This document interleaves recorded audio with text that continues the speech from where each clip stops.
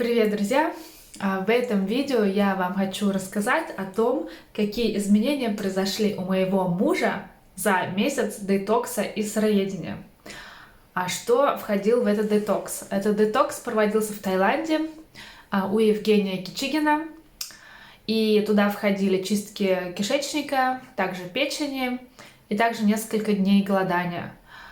А вообще, конечно, по программе 2 или 3 дня было голодание, а мой муж пошел дальше и проголодал несколько дней. Некоторые дни он голодал насухо, то есть без воды и без еды. А некоторые дни он голодал на кокосовой воде, например, а иногда просто на воде. Так какие же изменения произошли у моего мужа? На самом деле, самое первое изменение, я считаю, очень важное, это у него ушли пищевые зависимости к сладкому и к мучному и так далее. Вот. И она у него ушла после этого месяца детокса. У него ушла тяга также к мясному и так далее.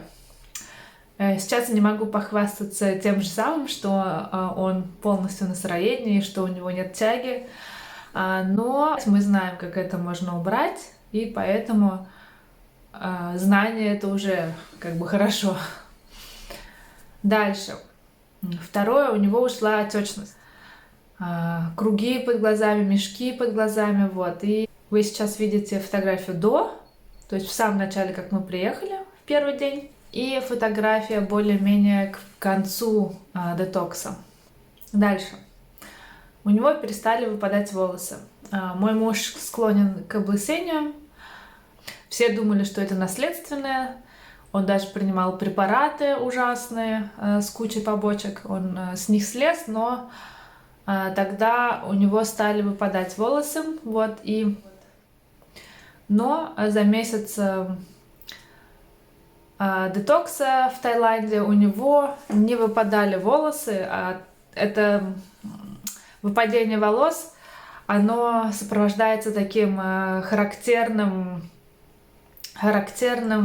почесыванием головы. Мужчины, если вы смотрите, вы, наверное, знаете, о чем я говорю. Чешется голова. Вот, у него перестала чесаться голова, и, соответственно, перестали выпадать волосы. Дальше. Я была очень несказанно этому рада. У моего мужа прошел храп. На самом деле храп — это одна из причин храпа, это просто отечность вот здесь. Отечность из-за неправильного питания в гортани, в носоглотке. И у него этот храп ушел. Как бы в этот первые 2-3 дня он еще храпел, когда очистка не произошла.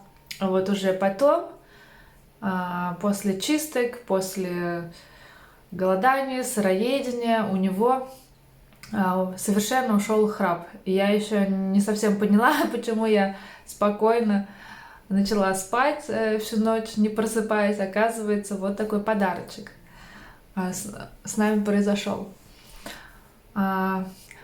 Я не могу похвастаться, что мой муж сейчас на правильном питании, он сам все знает, как бы. Но он периодически голодает, каждые 2 недели или каждую неделю старается на выходных голодать хоть 1, хоть 2 дня, чистит кишечник. Тем самым он компенсирует свое нечистое питание. Вот такой вот наш небольшой отчет о месяце на детоксе, сыроедении и голодании. А точнее от моего мужа. И ставьте нам за это лайки, комментируйте, подписывайтесь на мой канал, если еще не подписаны. До следующего видео. Пока-пока.